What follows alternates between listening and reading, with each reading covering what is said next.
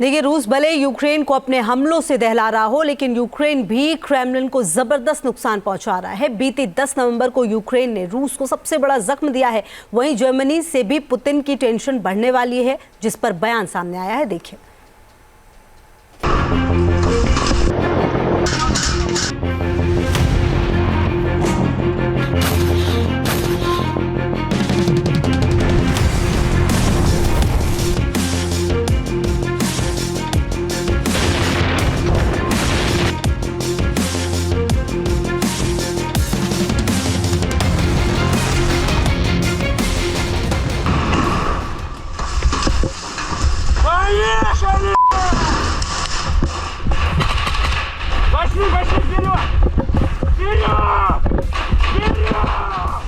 रूस और यूक्रेन की जंग तीसरे साल में प्रवेश कर चुकी है। 24 फरवरी 2022 को रूस के हमले के बाद से ही यूक्रेन भी उसे कड़ी टक्कर दे रहा है। पश्चिमी देशों से मिल रहे हथियारों की मदद और अपने जज्बे के दम पर यूक्रेन ने रूस जैसी महाशक्ति को सांस लेने का मौका नहीं दिया है।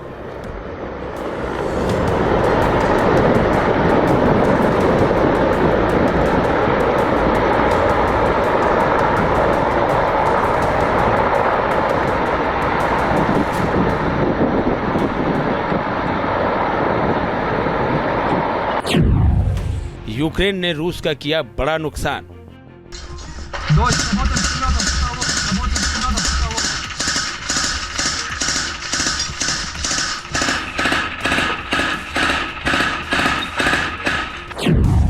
एक दिन में मारे पुतिन के 1800 जवान।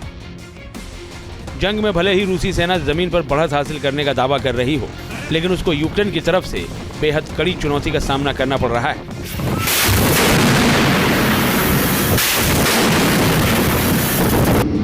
और बड़े पैमाने पर रूस के सैनिक यूक्रेन के साथ जंग में मारे जा रहे हैं। न सिर्फ रूसी सैनिकों की मौत हो रही है, बल्कि यूक्रेन रूस के हथियार और अस्त्र शस्त्र भी तबाह कर रहा है।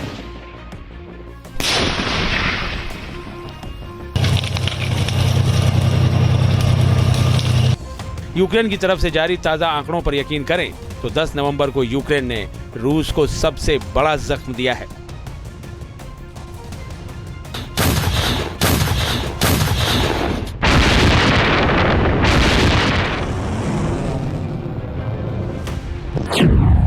इन आंकड़ों के मुताबिक 10 नवंबर को यूक्रेन ने रूस के 1770 सैनिक मार दिए। इससे पहले 13 मई को रूस के 1740 जवान यूक्रेन के साथ जंग में मारे गए थे।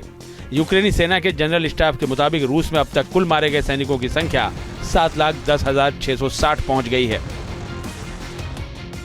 रूस की ओर से अभी तक इस बारे में कोई टिप्पणी नहीं आई है। ये आंकड़े मोटे तौर पर पश्चिमी देशों के अनुमानों के मुताबिक हैं। पश्चिमी अधिकारियों ने दावा किया है कि अक्टूबर महीना रूसी सेना के लिए अब तक का सबसे भारी महीना साबित हुआ है, क्योंकि रूस को इस महीने के दौरान सबसे बड़ी तादाद में अपने सैनिकों को खोना पड़ा है।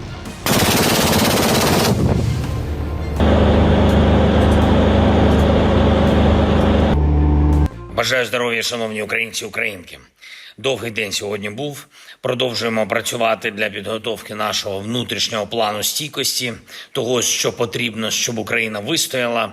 Сьогодні опрацювали кілька пунктів, зокрема, культурний суверенітет, те, що стосується і культурної спадщини України, і сучасної культури, культурної дипломатії.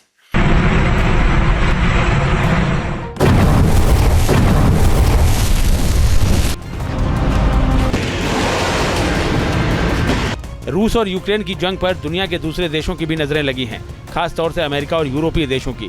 यहाँ बदलते राजनीतिक समीकरण इस जंग पर बड़ा असर डालने वाले हैं। अमेरिका के बाद अब जर्मनी में सत्ता परिवर्तन के संकेत हैं। यहाँ मध्यावधि चुनाव होने वाले हैं। चुनाव की इसी आहट के बीच जर्मनी के मुख्य विपक्षी नेता और चांसलर पद के उम्मीदवार फ्रेडरिक मर्ज का सबसे बड़ा बयान सामने आया है। उन्होंने कहा है कि अगर वो सत्ता में आते हैं तो रूस को 24 घंटे का समय देंगे युद्ध को खत्म करने के लिए। ऐसा न होने पर वो यूक्रेन को अपनी सबसे खतरनाक टॉरस मिसाइल की खेप मुहैया कराएंगे। टॉरस मिसाइल की ताकत और खासियत के बारे में आपको आगे बताएंगे, लेकिन पहले टॉरस मिसाइल को लेकर दिया गया मर्ज का बयान सुन लीजिए।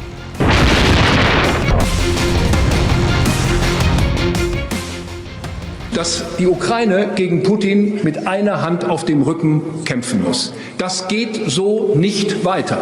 Und wenn Putin das nicht akzeptiert, dann muss der nächste Schritt erfolgen und ihm gesagt werden, wenn er nicht innerhalb von 24 Stunden aufhört, die Zivilbevölkerung in der Ukraine zu bombardieren, dann müssen aus der Bundesrepublik Deutschland auch Taurus-Marschflugkörper geliefert werden, um die Nachschubwege zu zerstören, die dieses Regime nutzt, um die Zivilbevölkerung in der Ukraine.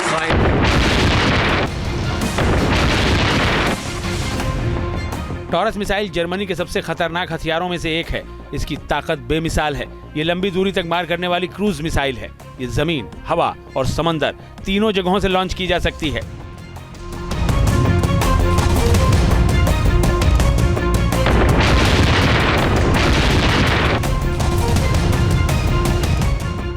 .1 metre लंबी और 1400 kilogram वजन वाली ये भारी भरकम missile अगर Ukraine को मिल जाती है और जर्मनी इसके इस्तेमाल की पूरी छूट यूक्रेन को दे देता है तो रूस में यूक्रेनी फौज तबाही मचा सकती है। इस मिसाइल की ताकत और खासियत जान लीजिए।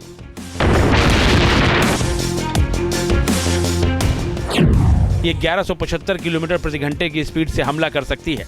ये मिसाइल 500 किलोमीटर तक हमला करने में सक्षम है। ये 480 किलोग्राम विस्फोटक अपने साथ ले जा सकती है। ये मिसाइल किसी भी रडार को चकमा देने की ताकत रखती है। टॉरस मिसाइल दुश्मन के बंकरों, भूमिगत सुविधाओं और दुश्मन की कमांड पोस्ट जैसे अहम ठिकानों पर हमला करने के लिए बनाई गई है। ये केवल 35 मीटर की ऊंचाई पर उड़ती है, जो इसे रडार को चकमा देने की ताकत देता है।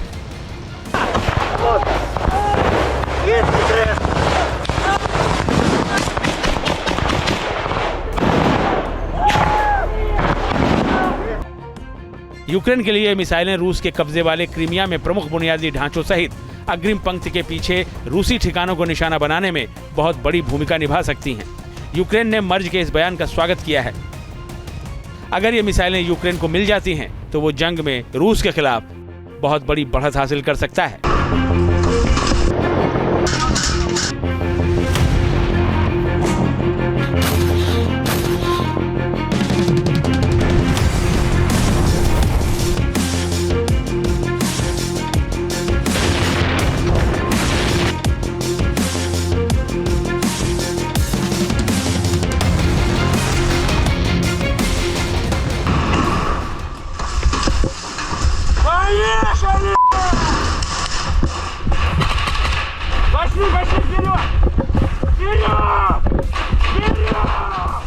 रूस और यूक्रेन की जंग तीसरे साल में प्रवेश कर चुकी है।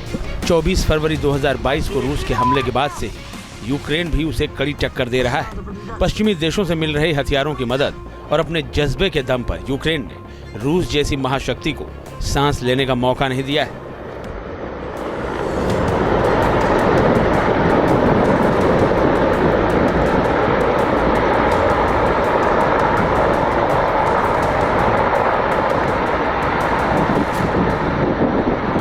टीम न्यूज नेशन अब व्हाट्सएप पर खबरों के ताजा अपडेट के लिए न्यूज नेशन के इस QR कोड को स्कैन करें।